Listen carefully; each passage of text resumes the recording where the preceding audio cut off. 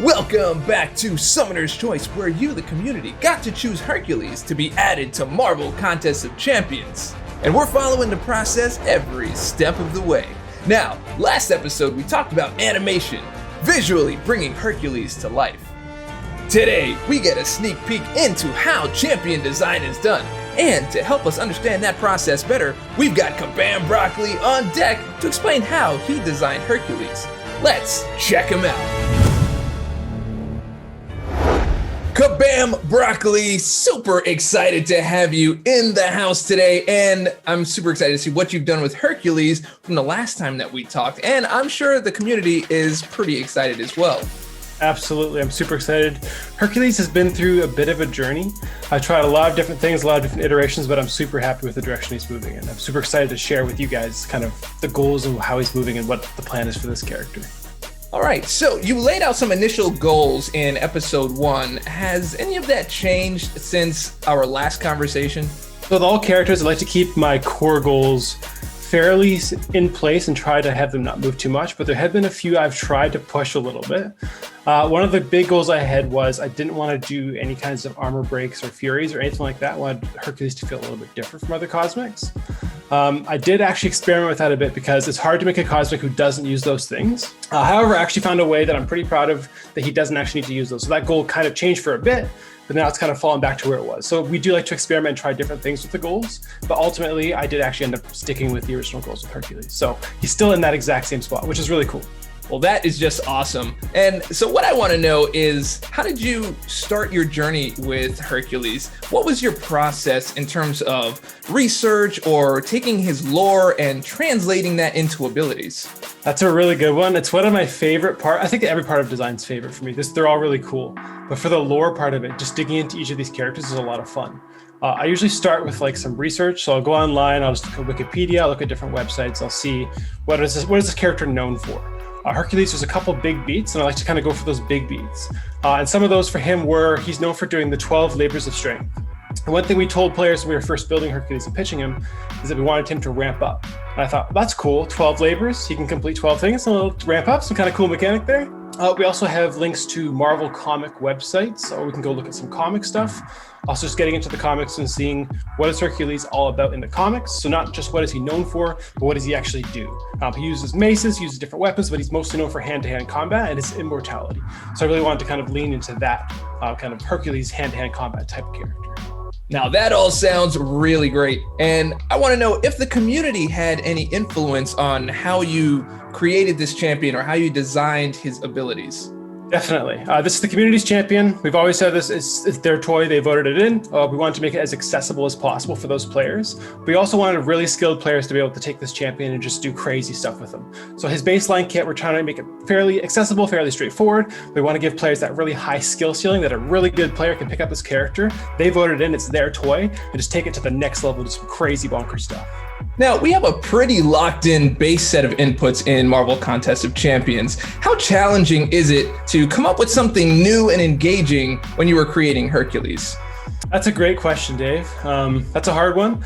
I always like to think of one or two simple things that are fun, and then build kind of the whole loop around that. Sometimes it's things we've done before. Sometimes it's just things that are a little bit challenging to pull off. For Hercules, there's actually a great opportunity to work with the animator Cam to do some kind of heavy chain animations with the heavy attack into special. And since they're both far-reaching, it kind of allows us to have that cool gameplay just for free almost. So that's definitely a big part of his kit. But overall, it just comes down to what is the character known for? And for Hercules, personally, I kind of found him to be more about that dash in, dash out, kind of set things up, do skillful moves. So the core loop automatically kind of gravitated towards comboing your heavy into specials, intercepting with special attacks, that kind of a thing.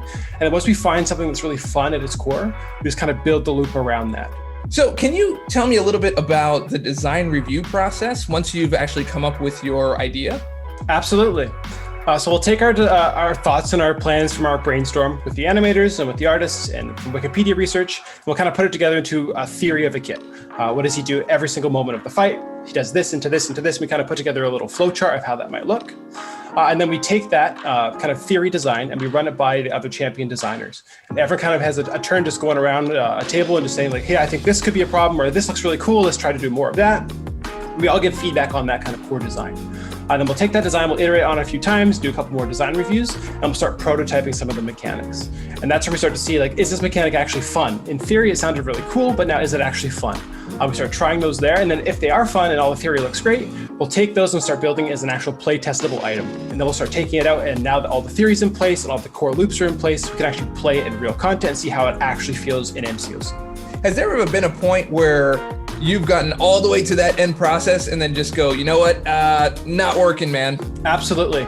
That's a really heartbreaking moment. It definitely can be. And it depends on how big the change is that's going to be required. But there's definitely been times where my entire character looks great in theory, and I take it and start prototyping it or start playing it and realize it's just not fun. And we have to scrap the whole mechanic and sometimes even a whole chunk of the kit or the whole kit and kind of go back to the drawing board and just try it again. And that can set us back a bit, but it's definitely a lot of learnings for us in there. So if I found myself with a Hercules in hand, where's the first place I'm going to go? So there's a couple places that I think Hercules is going to be really good. One of them is Alliance War. We definitely want to give him a cheat death type of mechanic. That's to be determined yet, but he's going to have some kind of cheat death, which means you kind of have a second chance in war, which is pretty big there. He's great for certain matchups such as Iron Man Infinity War with his auto block and some of those defensive triggers he might throw at you. Also against Guillotine 2099 and her invisibility cloak.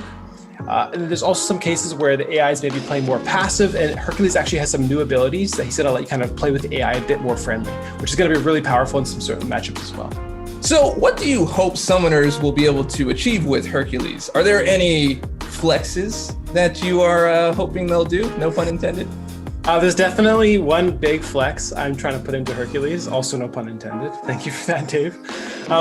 Although we talked about him being a bit of an accessible character, I want players to have this one really, really cool but hard to pull off moment with Hercules where they can show the ultimate power flex with Hercules. So you can look forward to that one for sure, and I can't wait to see people do with that movie. Well, I cannot wait to see how Hercules turns out in the final process. We still have one more episode to go where we talk about the QA passes and taking a look at our QA testing for the characters as well as sound and VFX. There's a lot of stuff coming up. So Kabam Broccoli, thank you so much for breaking down your process for the community on how you build Hercules. Absolutely. Thanks for having me, Dave. It's always a good time.